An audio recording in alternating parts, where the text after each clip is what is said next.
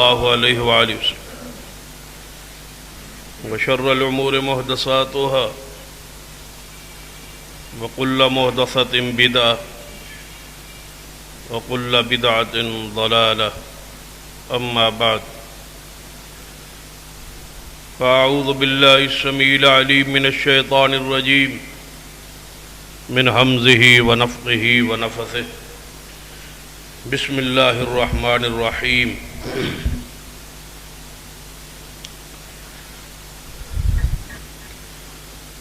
قل إن كنتم تحبون الله فاتبعوني يحببكم الله ويغفر لكم ذنوبكم والله غفور رحيم رب اشرح لي صدري ويسر لي أمري واحلل عقدة من لساني يفقهوا قولي رب زدني علما سبحان ربك رب العزة عما يصفون وسلام على المرسلين والحمد لله رب العالمين.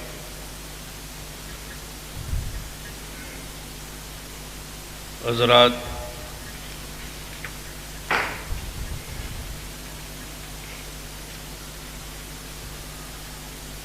کچھ لوگ رسول رحمت صلی اللہ علیہ وسلم کے پاس تشریف لائے.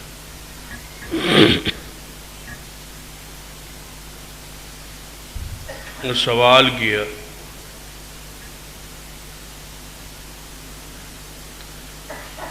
کہ یا رسول اللہ صلی اللہ علیہ وسلم،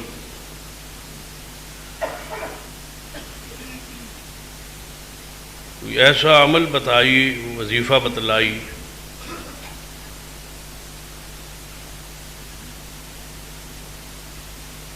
جس پر ہم عمل کریں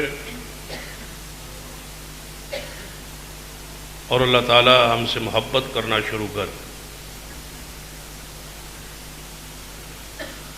سوال بڑا اہم تھا. نبی اکرم صلی اللہ علیہ وسلم یہ سوال سن کے خاموش ہو اور فرمایا جواب اس وقت دوں گا جب اس کے بارے میں آسمان سے وحی آئی.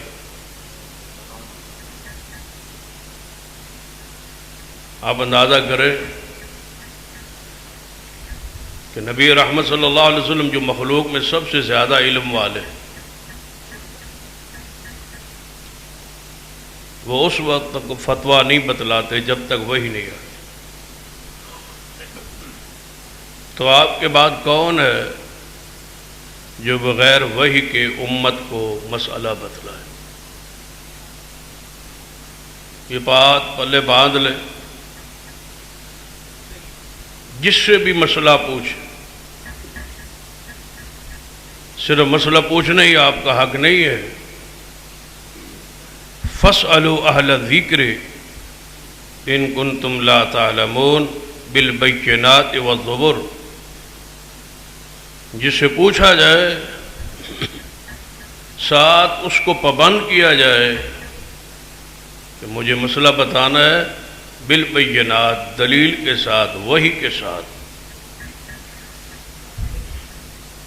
ہمارے پاس دو ہی دلیلیں ہیں، قرآن ہے اور دوسری حدیث ہے.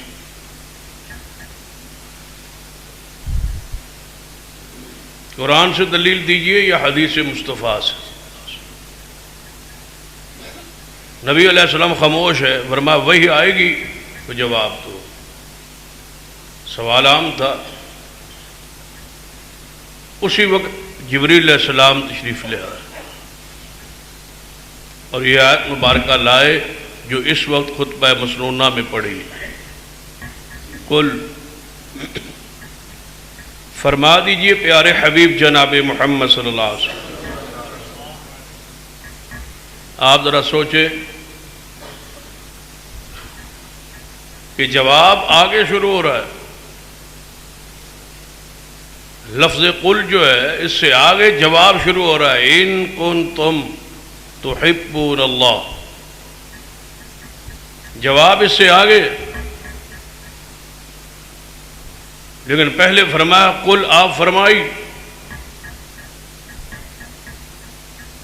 تو نبی علیہ الصلوۃ والسلام کو لفظ قل چھوڑ دینا چاہیے تھا. کیوں؟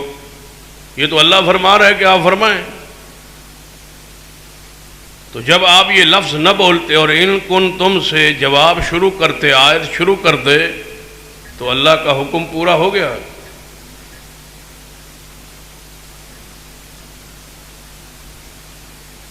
یا اس کی مثال اس طرح سے، چھوٹا سا بچہ ہو،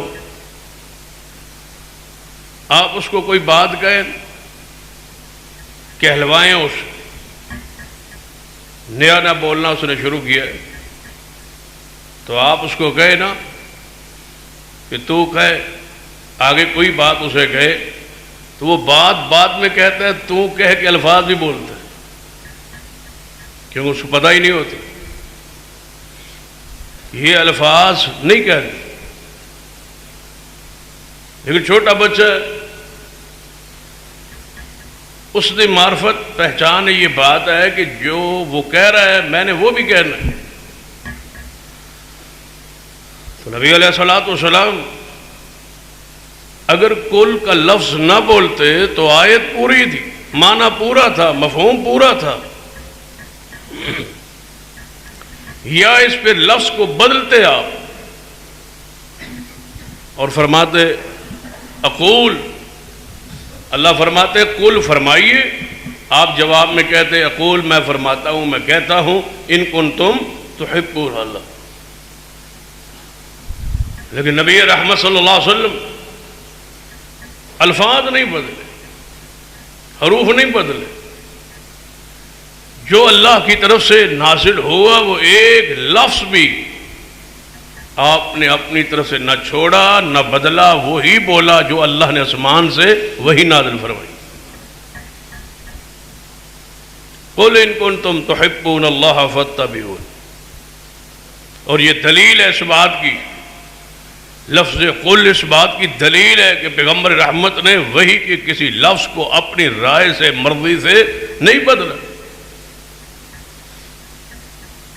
قل فرمائی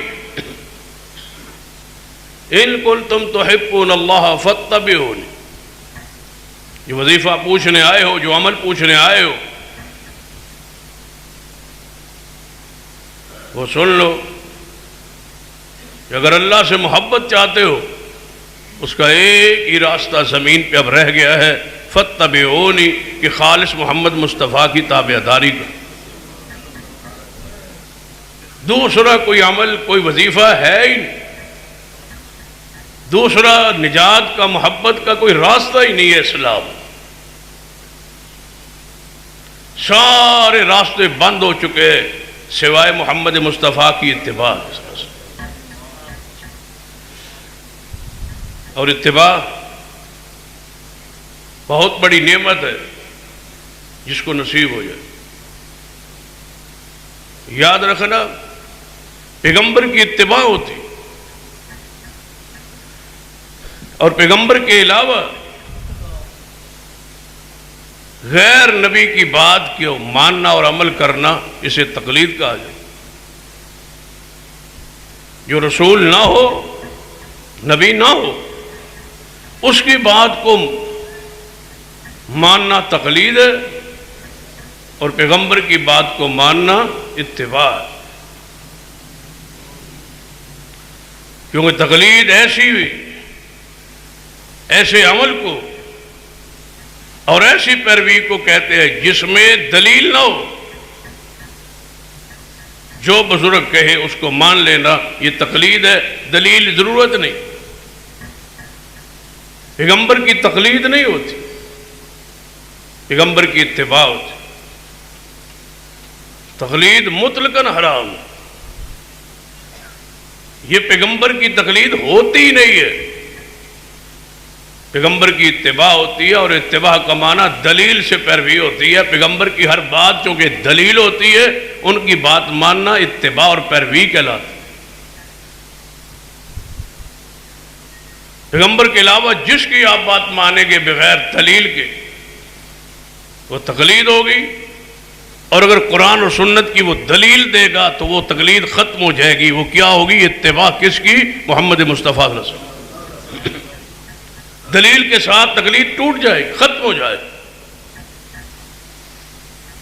مثلا سیدنا صدیق رضی اللہ تعالی، نبی رحمت صلی اللہ علیہ وسلم کی وفات پر صحابہ پریشان. سیدنا عمر جیسے انسان کہہ رہے تھے واللہ ما مات رسول اللہ، اللہ کی قسم رسول اللہ فوت نہیں ہوئے.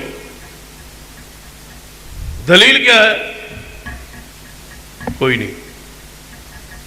جذبات ہے، محبت ہے، عقیدت ہے، پیار ہے.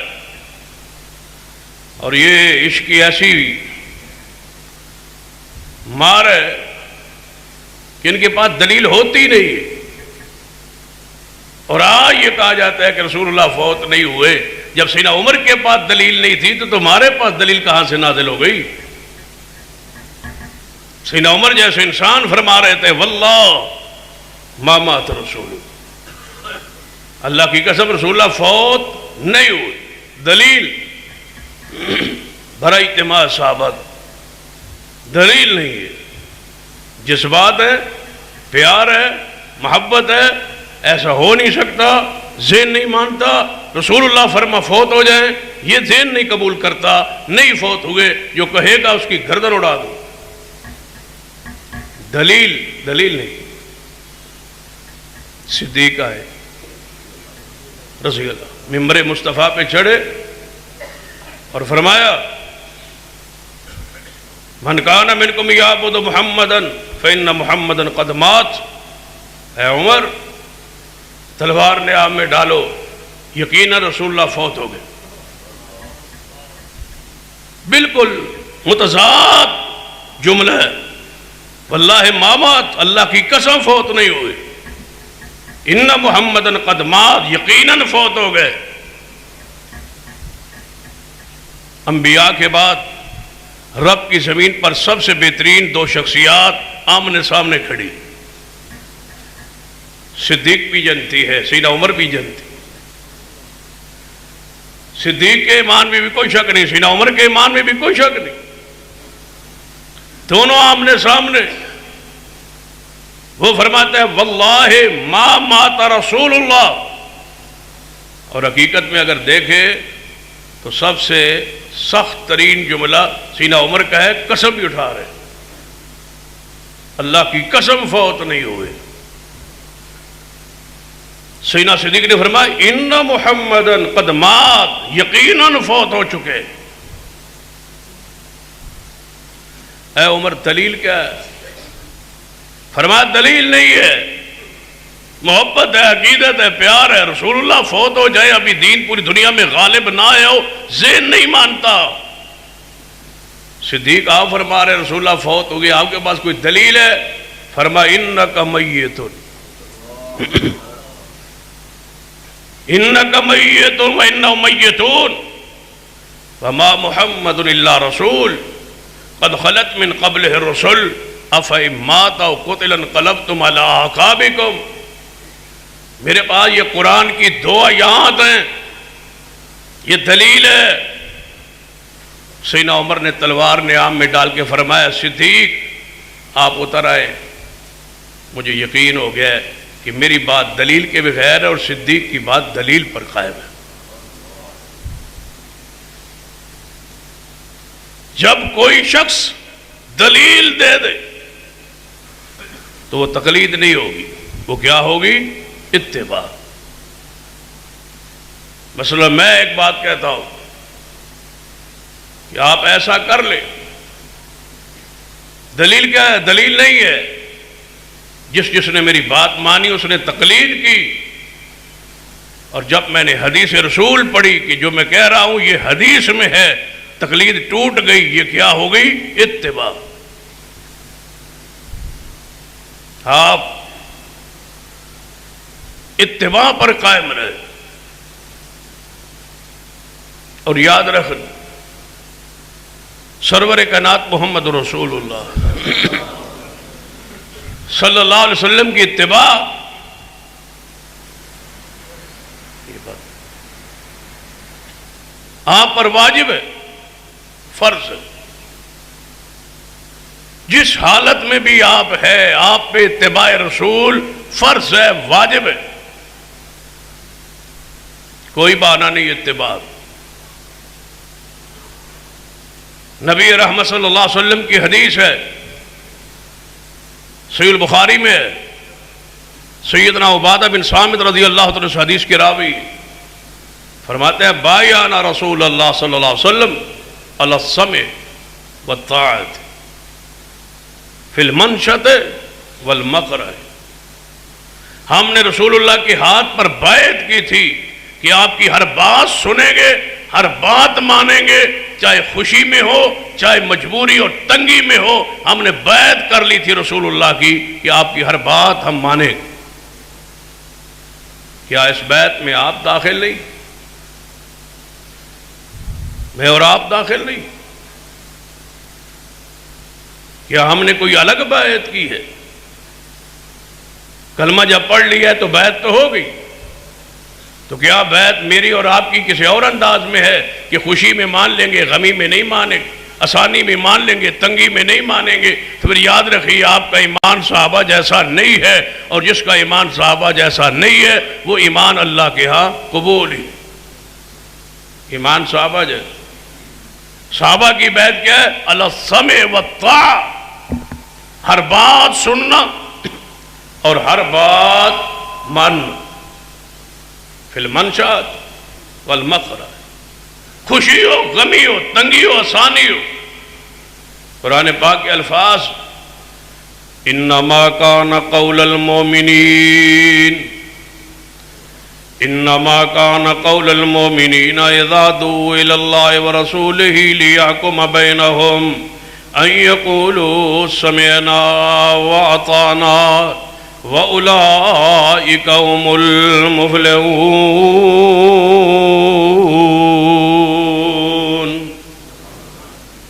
مومن ہوتا ہی وہ ہے، مومن کی تعریف ہی یہ ہے، سمعنا وَأَطَعْنَا، سنی اور مانی، علی السمع والطاعۃ، سننا اور ماننا۔ اس پر آپ کی رسول اللہ کے ہاتھ پہ کلمہ پڑھ کے بیعت ہو چکی۔ کس دن بیعت کی تھی آپ کو یاد ہے؟ جس دن آپ دنیا میں آئے، اسی دن کان میں کہہ دیا گیا تھا اشہد ان لا الہ الا اللہ اشہد ان محمد رسول اللہ، کہ تیرا معبود اللہ ہے اور جس کی اطاعت واجب ہے وہ محمد مصطفیٰ ہے۔ بیعت ہو گئی، دودھ بعد میں پلایا، پہلا گھونٹ خوراک کا دنیا میں تیرے پیٹ میں بعد میں گیا، مصطفیٰ کی بیعت پہلے ہو کہ آج کے بعد تو دنیا میں امام بن کے نہیں آیا، تو مصطفیٰ کا غلام بن گیا ہے۔ تیرا اور کوئی پیر سرکار، کوئی رہبر رہنما نہیں ہے سوائے محمد مصطفیٰ صلی اللہ علیہ وسلم۔ اگر کسی اور کا تعارف کروانا تھا تو آج کان میں کرواتے نا، کوئی اور سلسلہ تھا، کوئی اور امام تھا، کوئی اور بزرگ تھا، کوئی اور ہستی تھی، کسی اور کی بیعت کروانی تھی تو آج کان میں کہتے کہ تیرا رسول محمد مصطفیٰ ہے، تیری سرکار وہ ہے، تیرا پیر وہ ہے، تیرا سلسلہ وہ ہے۔ آج کان میں تم کہہ رہے ہو اشہد ان محمد رسول اللہ، ایک مصطفیٰ کا تعارف کرایا ہے۔ فطرت پر بچے کے کان میں بات کہہ دی گئی ہے، اس فطرت پر آج بھی ہم قائم ہے کہ معبود اللہ ہے اور واجب الاطاعت محمد مصطفیٰ کی ذات ہے، اور کوئی ہستی اور شخصیت نہیں۔ تنگی میں آسانی میں، طبیعت چاہے نہ چاہے، تنگی ہو آسانی ہو، اور ہر حالت میں پیغمبر کی بات تسلیم کرنا آپ پہ فرض ہے۔ گنجائش ہی نہیں ہے کہ آپ اپنی مرضی کر سکیں، کسی اور کی مرضی کر سکیں۔ اور حدیث ہے معجم الکبیر للطبرانی کے اندر، نبی رحمت صلی اللہ علیہ وسلم نے فرمایا میرے صحابہ، ایک وقت ایسا آئے گا، ایک ایسا وقت آئے گا کہ میری حدیث پر، میری سنت پہ میری اتباع مشکل ہو جائے گی۔ اس حدیث کو سننے کے بعد اپنے گریبانوں میں جھانکنا کہ ہم کس زمانے میں اور کس دور میں کھڑے.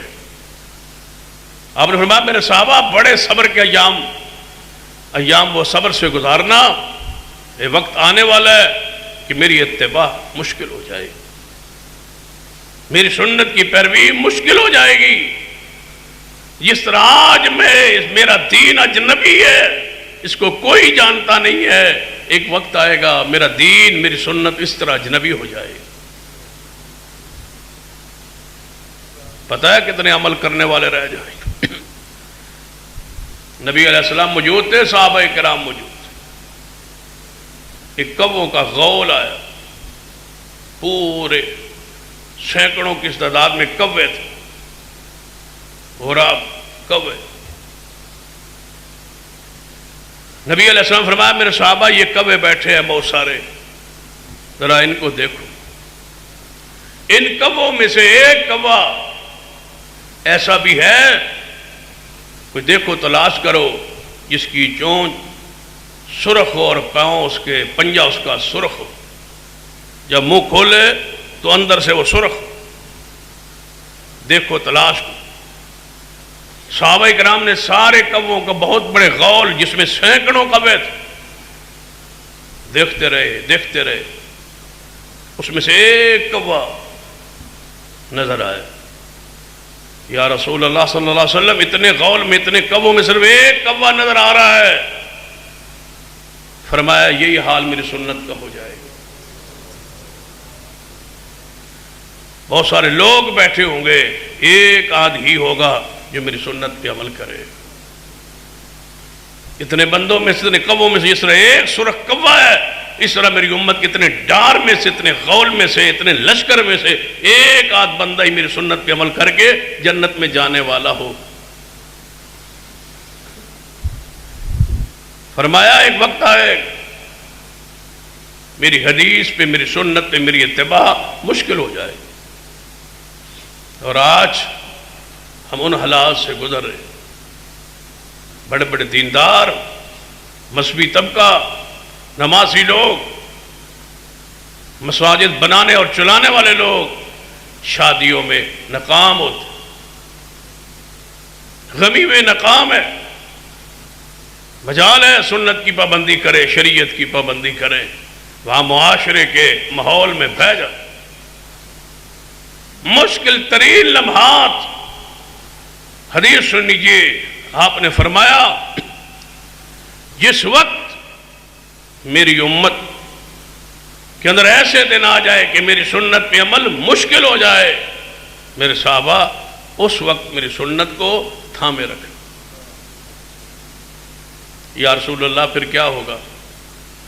فرمایا اگر مشکل تنگی میں میری سنت پر قائم رہو گے تو میں تمہیں گارنٹی دیتا ہوں مشکل تو بڑا ہوگا.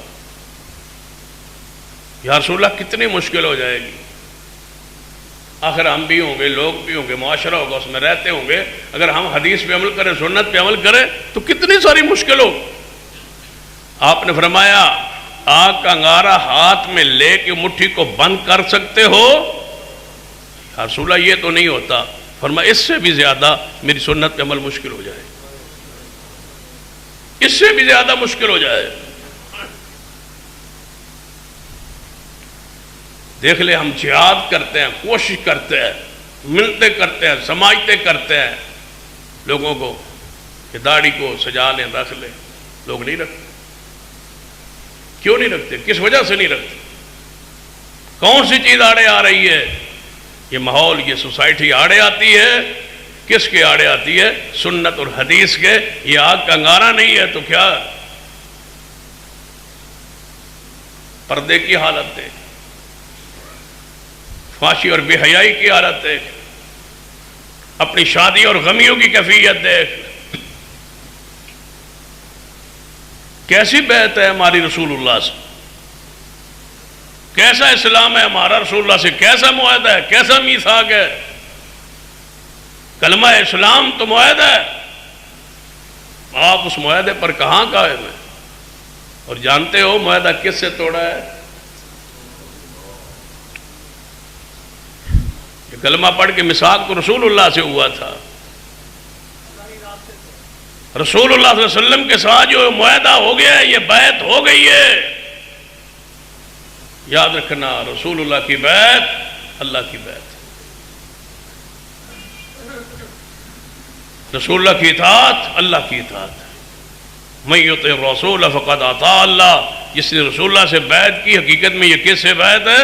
اللہ سے. نبی رحمت صلی اللہ علیہ وسلم سے کی ہوئی بیعت تو کافر بھی نہیں توڑتے تھے. کافر بھی حیا کرتے تھے کہ ہم نے اللہ کے رسول محمد مصطفیٰ سے معاہدہ کیا ہے، کافر بھی نہیں توڑتے تھے. اور آج محبت کرنے والے، دعوے کرنے والے پیغمبر سے بیعت کر کے اطاعت کی، سننے کی اور اطاعت کی، ماننے کی توڑ چکے. فرمایا آگ کا انگارہ ہاتھ پہ رکھنا مشکل ہے، پھر مٹھی کو بند کر لینا یا رسول اللہ یہ تو بھی اس سے مشکل ہے. فرمایا اس سے زیادہ میری سنت پہ عمل مشکل ہو جائے. یا رسول اللہ اگر اس دور میں، اس حالات میں، ان زمانے میں بندہ قائم رہے سنت پر، پھر آپ نے فرمایا میرے صحابہ سن لو، جو اس مشکل وقت میں میری حدیث پہ عمل کرتا رہے، سنت پہ عمل کرتا رہے، کسی کی پرواہ نہ کرے، سب سے ٹکرا جائے میری سنت کے لیے، پورے ماحول کو ناراض کر دے میری سنت کے لیے، میں مصطفیٰ زمانہ دیتا ہوں اللہ اس کو 50 صحابہ کرام کے برابر ثواب دے گا. 50 صحابہ کرام.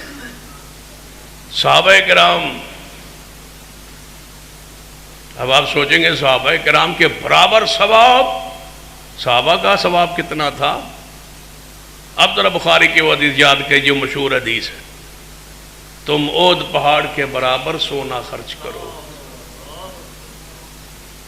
اور میرا صحابی ایک مٹھ جو کی خرچ کر دے تو تم ان کے ثواب کو نہیں پہنچ سکتے. صحابی کے عمل کا اتنا ثواب اور 50 صحابہ کرام کے برابر ثواب. لیکن مشکل وقت دیکھیے، مشکل وقت میں حدیث پہ قائم رہنا کتنا مشکل ہے. آئیے اس حوالے سے پہلے صدیق کو پڑھیے رضی اللہ تعالی. جو ہی محبوب دنیا سے تشریف لے گئے، ایک قبیلے کے لوگ مرتد ہو. آپ نے فرمایا لشکر تیار کیا جائے، ان کے خلاف جہاد کر. فرمایا امیر المومنین ہر طرف آپ لشکر بھیجے جا رہے ہیں. فرمایا یہ لشکر مرتدین کے خلاف جہاد کے لیے جائے گا. فرمایا دوسرا لشکر ترتیب دو. مسیلمہ قذاب جس نے جھوٹے نبوت کا دعویٰ کیا ہے، اس کے خلاف لشکر تیار کیا جائے. تیسرا لشکر تیار کرو. جن لوگوں نے زکوٰۃ دینے سے انکار کیا ہے، روکی ہے زکوٰۃ، حکومت وقت کو، امیر المومنین کو زکوٰۃ نہیں دے رہے، ان کے خلاف جہاد کے لیے لشکر تیار کرو. چوتھا لشکر تیار کرو. سیدنا اسامہ رضی اللہ تعالی جیش اسامہ، لشکر اسامہ، اس کو شام روم کی طرف بھیجو. جب 4 لشکر ایک ہی وقت میں مدینے سے نکلنے لگے، سارے صحابہ ایک طرف تھے. ایک صحابی حسین صدیق کے ساتھ نہیں تھا. سب نے کہا یہ فیصلہ درست نہیں ہے، مدینہ خالی ہے. رسول رحمت کو دنیا سے گیا عرصہ زیادہ نہیں گزرا، چند دن ہے. دنیا کی نظریں مدینہ پر ہے. مدینہ خالی ہو گیا، حملہ ہو جائے گا. اور اگر مرکز کمزور ہو گیا، یہ سارے لشکر مدینے سے باہر ہوں گے، واپس نہیں آئیں گے. بہت بڑا ملت اسلامیہ کا نقصان ہوگا. اے صدیق ایسا نہ کرے، کچھ لشکر روک لے، ابھی سارے محاذ نہ کھولیں. یہی مصیبت اور بیماری ہم میں. سوچ کے سمجھ کے یہاں تک کام کرنا چاہیے، اسے آگے نہیں کرنا چاہیے۔ یہ سارے صحابہ کرام صدیق کو سمجھا رہے تھے کہ صدیق کے ایمان کو پہنچنا بہت مشکل ہے۔ صدیق نے جواب فرمایا، اے عمر، اے عثمان، اے علی، اے دیگر اصحاب رسول، سن لو، مدینہ ہو جائے خالی، میں رہ جاؤں اکیلا، اور ساری دنیا کے کفر دشمن مدینے پہ پڑے ٹوٹ، اور میری کر دے بوٹیاں، اور بوٹیاں لے جائے پرندے اور درندے، یہ گوارا ہے؟ دین میں تبدیلی ہو، صدیق کو گوارا نہیں ہے۔ میں بھیجوں گا سارے لشکر، سارے بھیجے۔ 4 جب لشکر مدینے سے باہر نکلے، کافر کانپ گئے۔ ہم سمجھتے تھے محمد مصطفیٰ کے بعد جہاد رک جائے گا، یہ تو لشکر پہ لشکر روانہ ہو رہے۔ ساری امت پکار اٹھی، صدیق جس اتباع کے درجے پر تو پہنچ چکا ہے وہاں کوئی نہیں پہنچتا۔ اس سے بڑا مشکل موقع کون سا تھا؟ اس سے بڑی تنگی کا موقع کوئی نہیں ہے۔ صدیق نے استقامت دکھا کے امت کو پیغام دی ہے، بایعنا رسول اللہ علی السمع والطاعہ، پیغمبر کی بیعت ہو چکی ہے، اب جتنے حالات بھی خراب ہوں پیغمبر کی حدیث پہ عمل ہوگا۔ سارے صحابہ آئے، فرمایا باقی لشکر جانے دے، لشکر اسامہ کو روک دے۔ بخاری کی حدیث ہے، جس لشکر رسول اللہ روانہ کر چکے میں کیوں روکوں؟ فرمایا لشکر اسامہ کا امیر تبدیل کر دے، وہ جوان ہے، بچہ ہے، 17 سال عمر ہے، کمانڈر کوئی اور بنا دے۔ کیا فرمایا تھا؟ تم سیانے ہو یا محمد مصطفیٰ جن کو انہوں نے امیر بنایا میں ہٹا دوں؟ یہ نہیں ہو سکتا۔ صدیق کوئی سنت طریقہ مصطفیٰ کو بدلنے کے لیے تیار نہیں ہے۔ یہ ہے اتباع۔ مشکل وقت ایک اور، سیدہ فاطمہ آئی تھی رضی اللہ عنہ۔ کیا صدیق یہ جو ہماری وراثت کا مسئلہ ہے، رسول اللہ جو خیبر کی زمین باغ فدق چھوڑ گئے، کیا یہ ہمارا حصہ نہیں؟ میں کہتا ہوں صدیق کی خلافت کا سب سے مشکل ترین فیصلہ یہ تھا۔ آج تک تقریباً 1300 سال گزر گئے، رافضی آج تک صدیق کو برا کہہ رہے۔ اس فیصلے کی وجہ سے صدیق پھر بھی محمد کی اتباع پہ کھڑا ہے صلی اللہ علیہ وسلم۔ مشکل ترین فیصلہ، ایک طرف عقیدت، محبت، پیار، آل رسول، اہل بیت، سیدہ فاطمہ الزہرا جنت کی عورتوں کی سردار، اللہم صلی علی محمد وعلی آل محمد۔ بڑا مشکل تھا وہاں حدیث کو پیش کرنا۔ آل رسول سامنے کھڑی ہو، سیدہ فاطمہ الزہرا سامنے کھڑی ہوں، وہاں حدیث پیش کرنا، اس سے بڑی تنگی اور مشکل فیصلہ کیا ہو سکتا ہے؟ لیکن صدیق کا انداز ہے، فیصلہ سنی، فرمایا اے علی، جہاں تک ہے عقیدت، جہاں تک ہے پیار، مجھے قسم ہے اللہ کی، مجھے اپنے رشتہ داروں سے محمد کے رشتہ دار زیادہ پیارے ہیں۔ یہ ہے میری عقیدت، یہ ہے میری محبت کہ تم مجھے اپنے رشتہ داروں سے زیادہ پیارے ہو، اس لیے کہ تم کس کے رشتہ دار ہو؟ محمد مصطفیٰ صلی اللہ علیہ وسلم۔ اور جہاں تک ہے سنت، حدیث، دین، میرے پاس ایک حدیث ہے، ٹھیک ہے شاید یہ حدیث آپ کے سامنے رکھوں تو لوگ کیا کہیں، اور آج تک اس حدیث کی بنیاد پر، اس فیصلے کی بنیاد پر صدیق کو برا بلا کہا گیا، اہل بیت نے تو برا بلا نہیں کہا۔ بعد میں ان کے نام لیواؤں نے سیدنا صدیق کے بارے میں جو نازیب الفاظ کہے وہ آپ کے علم میں ہے، صرف اسی فیصلے کی وجہ سے اس سے بڑی تنگی کا موقع کیا ہوگا؟ صدیق نے کس طرح مصطفیٰ کی اتباع کی. آل بیت کھڑے، فرمایا نبی علیہ السلام کی حدیث ہے کہ ہم نبیوں کی جماعت لا نورث ما ترکنا فہو صدقہ، جو ہم چھوڑ جائے وہ تقسیم نہیں ہوتا. یہ رسول اللہ کی حدیث ہے. جہاں تک اخراجات ہیں وہ چلتے رہیں گے، جہاں تک معاملات ہیں وہ تمہارے آل بیت کے چلتے رہیں گے، لیکن جہاں یہ تقسیم کار ہے وہی رہے گی جو محمد مصطفیٰ کے زمانے میں تھی. صدیق کھڑے ہو.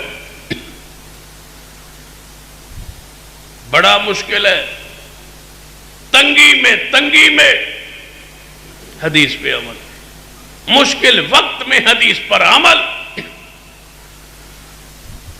آج اپنی کیفیت دیکھے اور جنہیں بیعت کی تھی ان کی کیفیت دیکھے.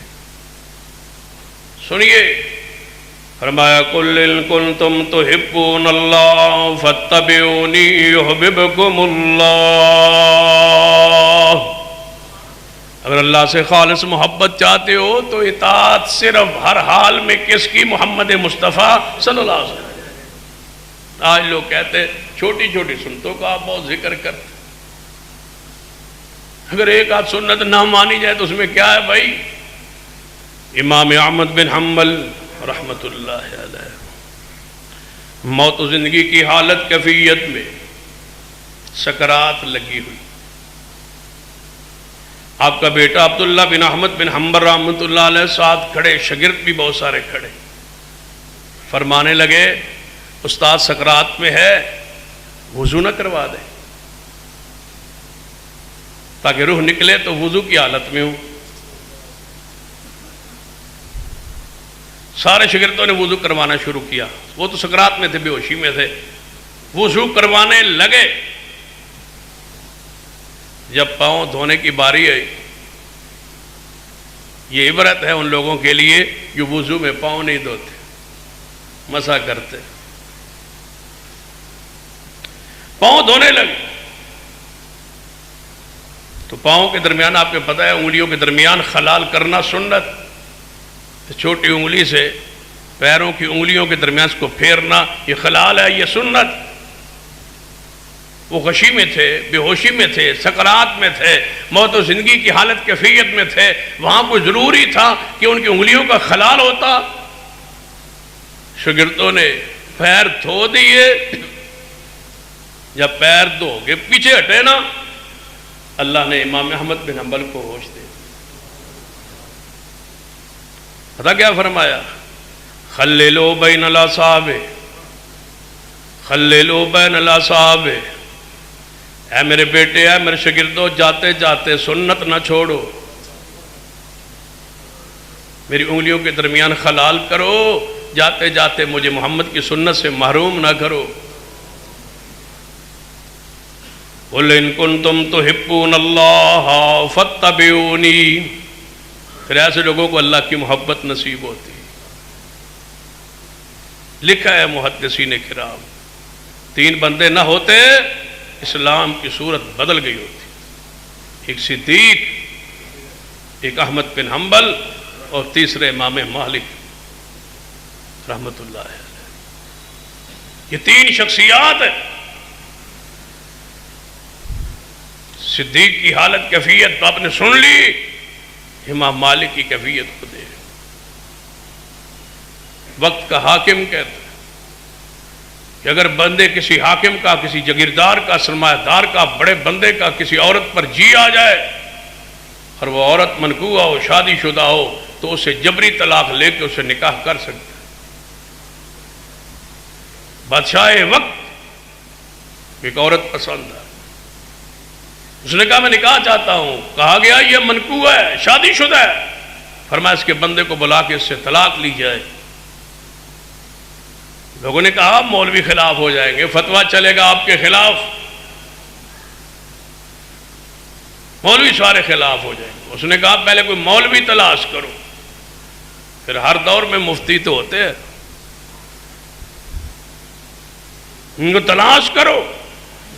پھر ایسے مفتیوں کے لیے ہمارے زمانے میں بھی ہے، سب نے سنا ہے مفتی عبد القوی کو. تلاش کیا مفتی، ایک مفتی ملا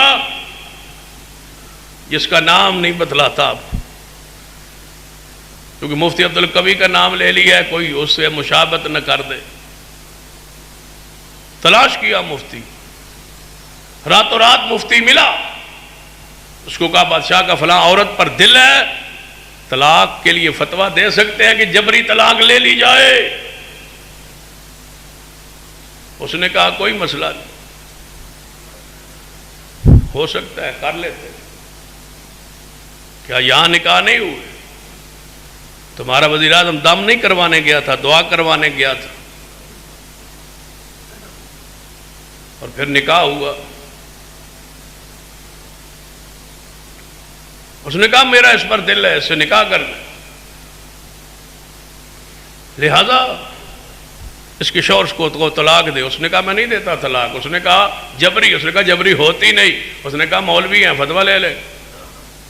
فتویٰ لے لیا.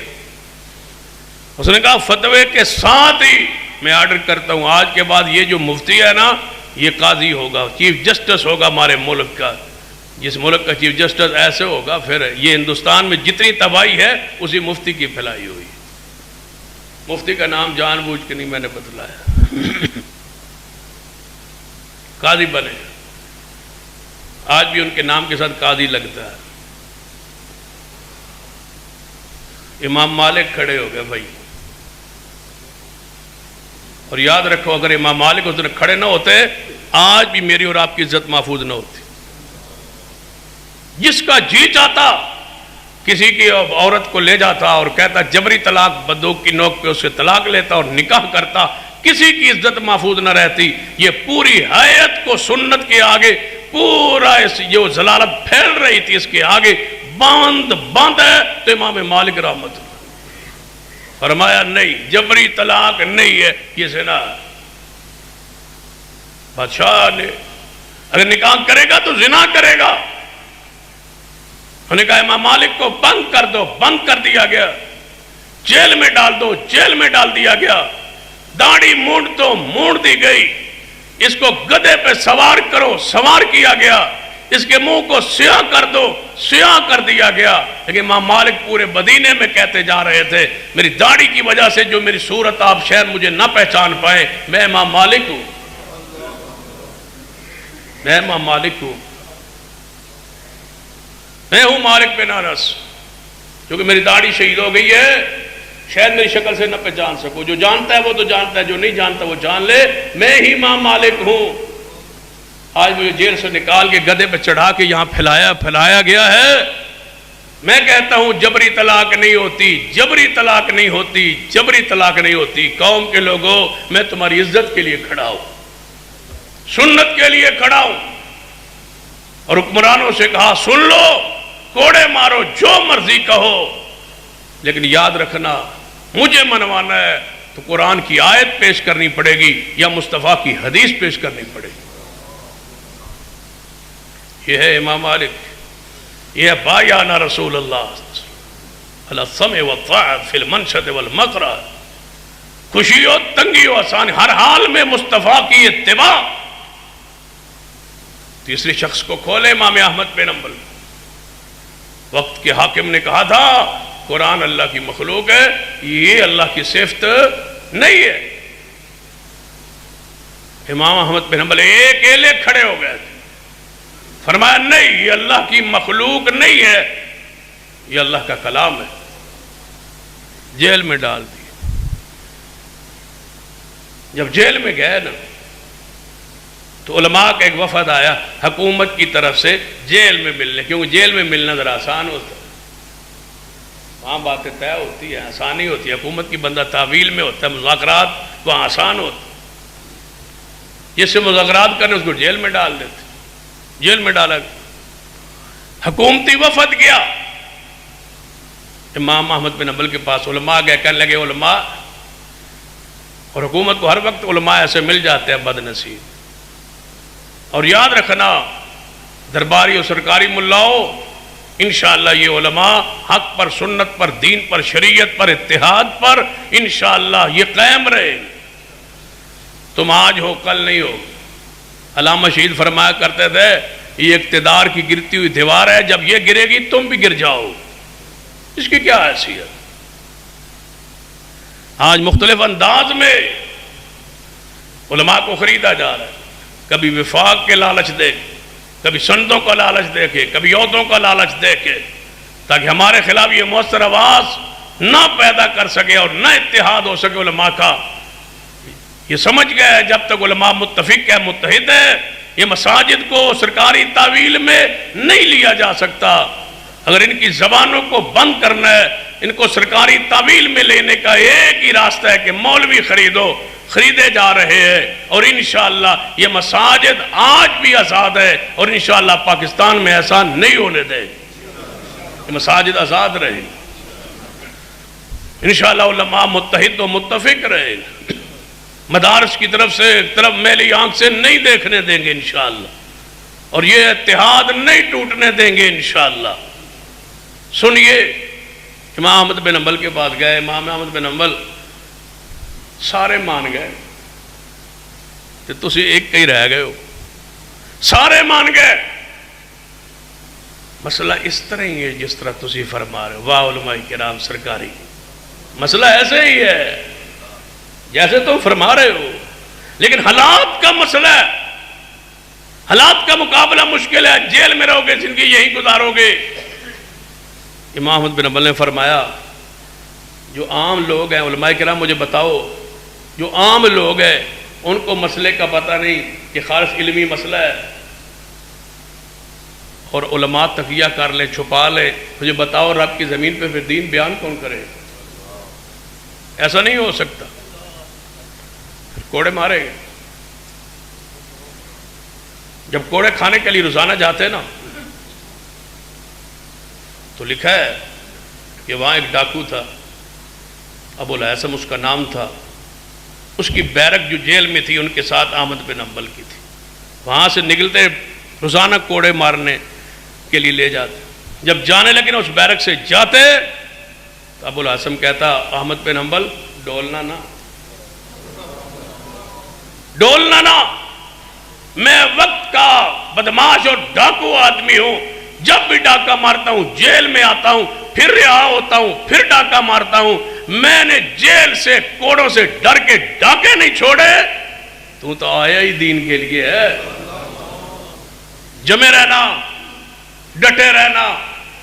اور پھر جب رہا ہوئے تھے نا، جب اندر پیٹھ پر زخم تھے کوڑوں کی وجہ سے، پھر حکیم بلائے گئے. اس نے کوئی اس دور کے مطابق ٹانکے لگائے، پھر رہا ہوئے.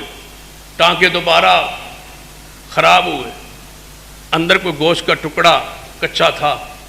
پھر دوبارہ سرجری ہوئی، چیرا گیا.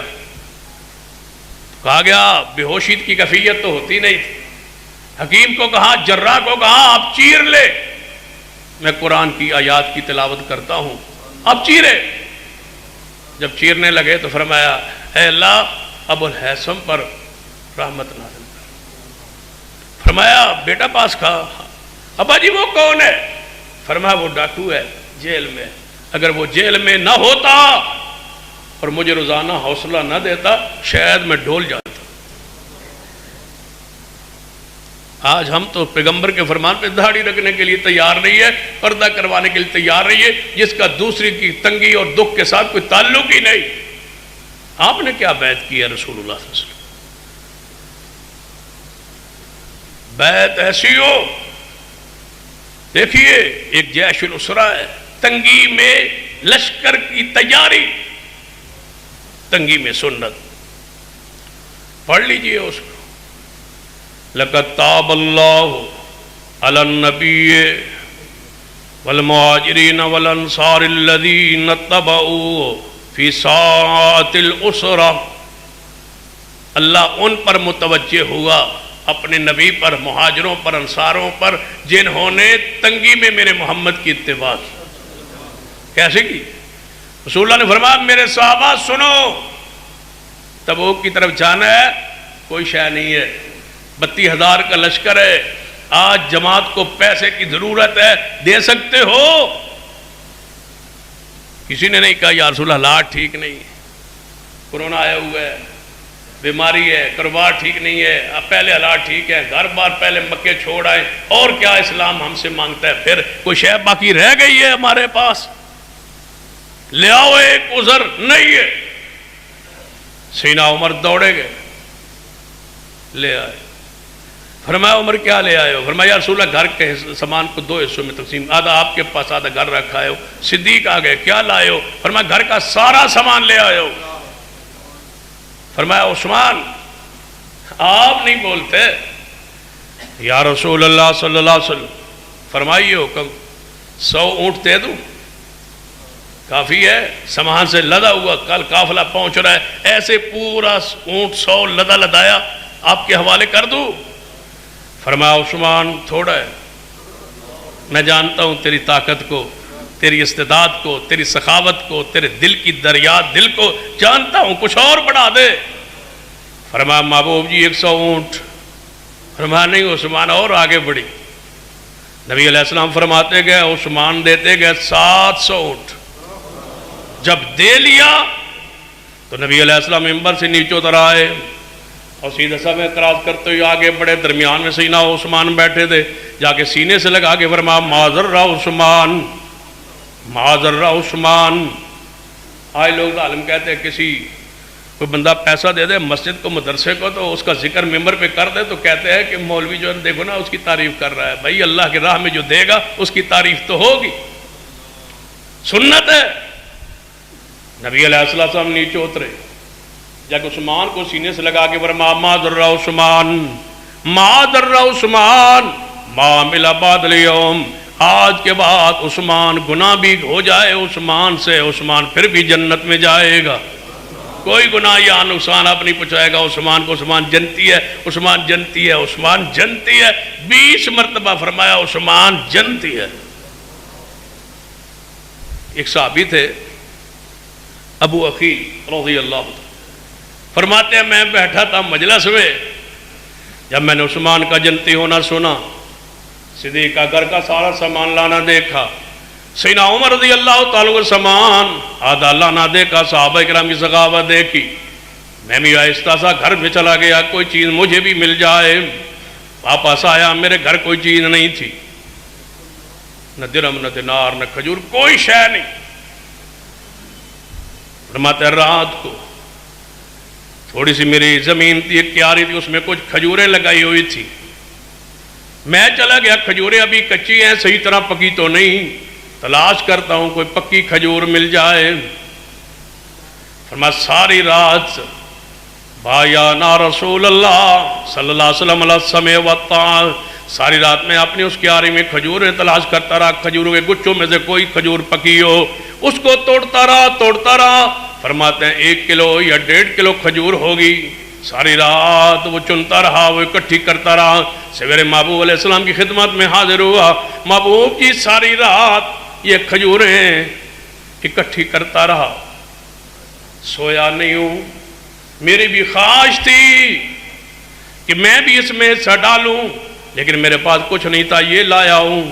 نبی علیہ السلام نے کھجوروں کو پکڑا، فرمایا میرے صحابہ اس 1.5 کلو جتنی کھجور ہے ابو عقیل لایا ہے، اس ساری کھجور کو اس سارے ڈھیر کے اوپر بکھیر دو، ایسے محسوس ہو جیسے ابو عقیل کی کھجوروں کے نیچے سارا ڈھیر چھپ جائے، تو میں ایسا کہہ سکوں کہ یہ سارا مال دیا ہے تو ابو عقیل نے دیا ہے۔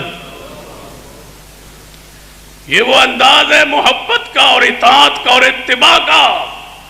سیدنا ابو خیثمہ رضی اللہ تعالیٰ کو پڑھ کے دیکھو، فرماتے ہیں میں غزوہ تبوک میں پیچھے رہ گیا، 2 بیویاں تھی، 2 بیویوں کے درمیان میں بیٹھا تھا، انہوں نے پانی لگایا، میرے سامنے پانی شربت بنایا، پانی رکھا، کھانا رکھا، دسترخوان لگایا، بس دل میں خیال ہے ابو خیثمہ تم بیویوں کے درمیان بیٹھا ہے اور میرا محبوب تبوک کے سفر میں، تو رسول اللہ نے فرمایا تب وہاں جانا ہے اور تو یہاں بیٹھا ہے، وہاں پتہ نہیں کھجوریں بھی نصیب ہیں یا نہیں، وہاں پتہ نہیں کھجوریں بھی نصیب ہیں یا نہیں، یہاں ساری نعمتوں میں بیٹھا ہے. بیوی کو کہا کھانا رکھیں، اب کھانا محمد مصطفیٰ کے ساتھ ہی کھائیں گے. ہم نے بات کیا، بیعت کیا، بایانا رسول اللہ علی السمع والطاعہ فی المنشط والمکرہ، خوشی اندر غمی اندر ہر حال میں مصطفیٰ کی اتباع کا وعدہ کیا، بیعت کی ہے. نہیں کھاؤں گا، نہیں پیوں گا، نہیں بیویوں کی طرف دیکھوں گا. جا پیچھے پہنچے محمد مصطفیٰ صلی اللہ علیہ وسلم کے پاس. سیدنا کعب بن مالک کے دو اکلو پیچھے رہ گئے. پھر محبوب نے بائیکاٹ کیا. یہاں تو بائیکاٹ کا تصور نہیں، بائیکاٹ کیا کہ کعب کیا کو بلانا نہیں. کعب فرماتے ہیں جب میرا بائیکاٹ ہو گیا میں اپنے چچا کے گھر گیا کہ وہاں چاچا کے بیٹے ہیں، رشتہ داری کی بنیاد پہ مجھے بلا لیں گے. جب میں ان کے گھر میں داخل ہوا 20-23 دن ہو گئے تھے، کوئی بندہ بلاتا نہیں، کوئی کلام نہیں کرتا، کوئی سلام کا جواب نہیں دیتا. میں چچا کے گھر داخل ہو گئے، چچا کے بیٹے بیٹھے، میں نے سلام دیا، انہیں سلام کا جواب نہ دیا. میں نے پوچھا میں مسلمان نہیں؟ کہنے لگے آپ مسلمان ہیں. فرما پھر بولتے کیوں نہیں؟ فرما محبوب نے منع کیا ہوا ہے. بولے تب جا کے رسول اللہ سے زیادہ لے کے آؤ. رشتہ اپنی جگہ، محمد کی اتباع اپنی جگہ ہے. نہیں مانتے، نہیں بولتے، نہیں دیکھتے، نہیں کلام کرتے، نہیں تو اسے گپ شپ لگاتے، اس لیے کہ ہمارے رسول نے روکا ہوا. یہ ہے وہ اتباع. غسان کے بادشاہ نے خط لکھا، کعب ہمارے پاس آ جاؤ. فرمایا اچھا تمہارے پاس. خط کو لیا، تنور میں پھینک کے فرمایا اے اللہ تو گواہ رہ جا، اب میرے ایمان پہ حملہ ہو رہا ہے. غسان کے بادشاہ کو کہہ دینا کہ مجھے محمد کی ناراضگی تیرے عہدوں سے بہتر ہے، نہیں آ سکتا رسول اللہ کو چھوڑ. ایک صحابی ہے، آخری بات سن، فرماتے ہیں نبی علیہ السلام تبوک میں کھجوریں تقسیم کی، تبوک کے سفر میں. فرمایا میرے صحابہ خوراک ختم ہو گئی ہے بھائی، یہ ہے کھجوریں، 7 کھجوریں سب میں تقسیم کر دی. فرماتے ہیں میرے حصے میں 7 آئی. جب میں نے جا کے 7 کو دیکھا تو ایک اس میں خراب تھی. میں نے کہا واہ، ملی بھی 7 اور ان میں بھی ایک خراب، اور حدیث بخاری میں. فرماتے ہیں میں نے کہا کہ ٹوٹل 7 ہیں اور وہ بھی ایک خراب ہے. رسول اللہ کے پاس جاتا ہوں، یا رسول اللہ یہ تو تبدیل کر دینا، میرے حصے میں خراب آئی. فرماتے ہیں جب اس کھجور کو دیکھا، واپس کرنے کے لیے چلا تو دل میں خیال آیا یہ کس نے دی ہے؟ رسول اللہ نے دی ہے نا. بجو حضور دے. قرآن کہتا ہے ما آتاکم رسول فخذوہ، حضور قرآن کہتا ہے جو دے وہ لے لو، کہیں ناراضگی نہ ہو جائے، کہیں غصے میں نہ آ جائے، کہیں جلال میں نہ آ جائے، کہیں نافرمانی میں نہ آ جائے. فرماتے ہیں میں نے اس کھجور کو کھانا شروع کیا. وہ صحیح کھجوروں میں لذت نہیں تھی، جو اس میں لذت پیدا ہوئی کس کی اتباع کی وجہ سے؟ محمد مصطفیٰ کی. شکل وہی رہی، اللہ نے لذت کو تبدیل کر دیا کہ تو نے میرے محبوب کی اطاعت اور محبت کا حق ادا کیا. میں اس کھجور میں بدزہ کی جتنا بھی تھا ختم کر کے اس میں حلاوت اور مٹھاس پیدا فرما دی. شرط یہ ہے کہ محبوب کے دامن میں آؤ، اتباع کیجیے، تنگی ہو آسانی ہو، ہر حال میں مصطفیٰ کی اتباع کی طرف بڑھیے. اللہ مجھے اور آپ کو توفیق عطا فرمائے.